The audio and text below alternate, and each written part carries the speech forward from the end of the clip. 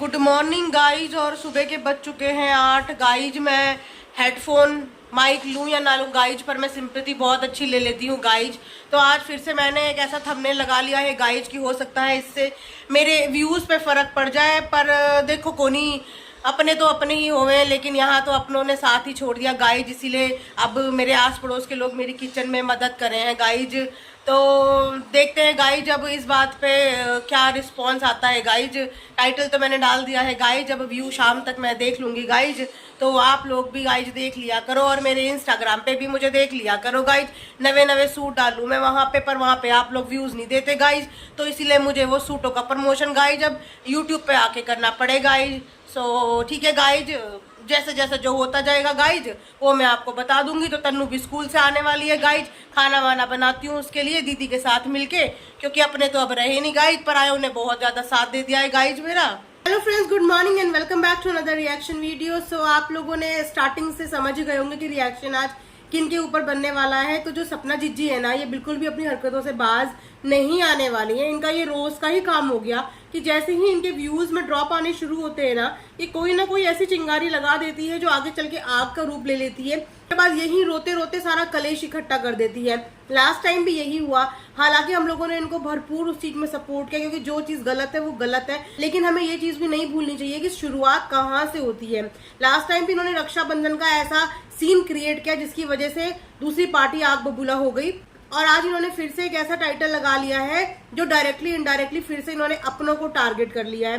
भाई किस अपनों की बात कर रहे हो जिनको आप अपना बोलते हो? आपकी बहन तो आपसे मिलने के लिए आई थी, बराबर आपको फोन कर रही है, तो आप किस अपनों को ये बात सुनाना चाहते हो? समझ में नहीं आता। आपने स्टोरी लाइन ट्राई कर लिया, आपने प्रैंक वीडियो ट्राई कर लिया, आपने सब कुछ ट्राई कर लिया, हॉल वीडियो ट्राई कर ली, सूट सेल आपने दिखा दिए। जब किसी चीज से आपका काम नहीं चलता है ना, तो महीने में एक बार आप ऐसा स्यापा जरूर कर देती हैं, एक ऐसा रोना धोने का कंटेंट जरूर लेके आ जाती हैं जिसकी वजह से अगले 1-2 हफ्ते के लिए ना युद्ध छिड़ जाता है यूट्यूब में। आपस में लोगों को लड़वा देती हो, कहीं पे हेटर्स हैं, कहीं पे सपोर्टर्स हैं। तो इस तरीके का काम धंधा करके ना अब आप बोर कर रही हो ऑडियंस को, क्योंकि ऑडियंस ना अब आपके आंसू देख देख के लिटरली बोर हो चुकी है, और आपके इस तरीके के कंटेंट और इस तरीके के थंबनेल को देख देख के भी बिल्कुल बोर हो चुकी है।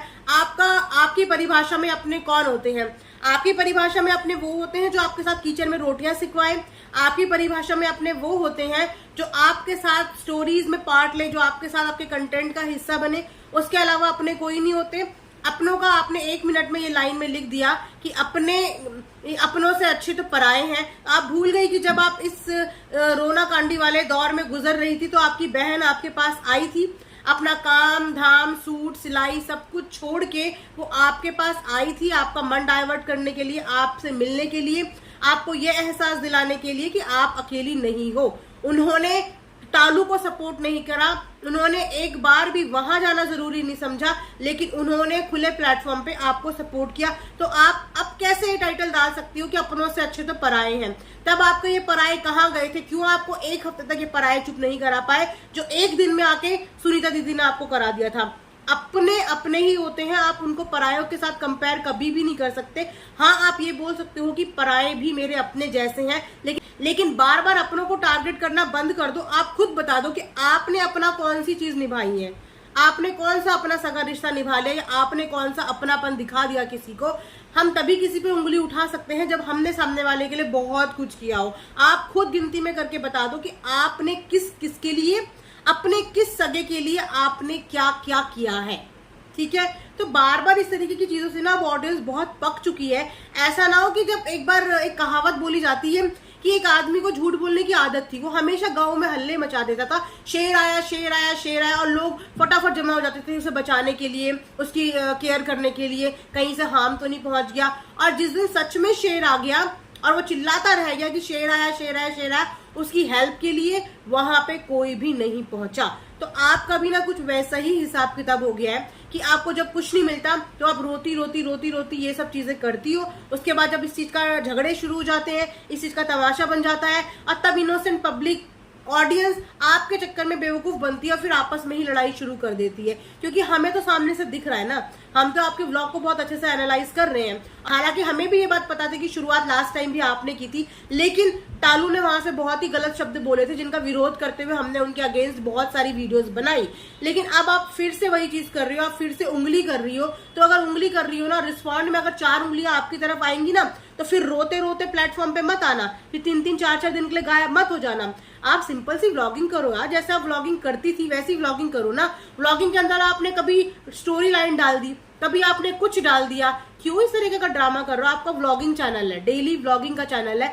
लोग आपकी रोजमर्रा की जिंदगी देखना चाहते हैं, आपकी लाइफ देखना चाहते हैं कि आप अपनी जिंदगी में क्या करते हो, क्या नहीं करते हो। ये स्टोरी अगर लोगों को देखनी है तो लोगों के पास और भी जगह है स्टोरी देखने की, सुनने की। ड्रामा सीरियल्स आते हैं, टीवी टूवी सब छोड़ के लोग यूट्यूब में व्लॉगिंग देखना पसंद करते हैं। तो व्लॉग करो ना, किसी की नकल वकल मार के नए नए कंटेंट क्रिएट करने में एक्सपेरिमेंट मत करो, ठीक है। और ऐसे फैमिली को टारगेट करना छोड़ दो, अपने काम पे फोकस करो, यही चीज आपको आगे लेके जाएगी। सिंपैथी से आप ज्यादा से ज्यादा कितने सब्सक्राइबर बटोर लोगे, कितने व्यूज बटोर लोगे? 1 दिन, 2 दिन, 1 हफ्ते। लेकिन अब धीरे धीरे ना आपका जो ये नेचर बन चुका है ना सिंपैथी कार्ड खेलने का, ये सारी ऑडियंस को ना बहुत अच्छे से समझ में आ रहा है। तो कृपया करके अब हमें बोर मत करो, हमें इससे ज्यादा बोर नहीं होना। सो फ्रेंड्स, ये था मेरा आज का एक रिएक्शन सपना दीदी के बारे में। आप जरूर बताना कि जैसा मैं फील कर रही हूँ आप लोगों को भी यही फील होता है, कमेंट सेक्शन में मुझे जरूर बताना। क्योंकि हद हो गई यार, मतलब बार बार एक टाइटल लेके आ जाती है, उसके बाद उसके चक्कर में 1-1 हफ्ते तक पंगे चलते हैं।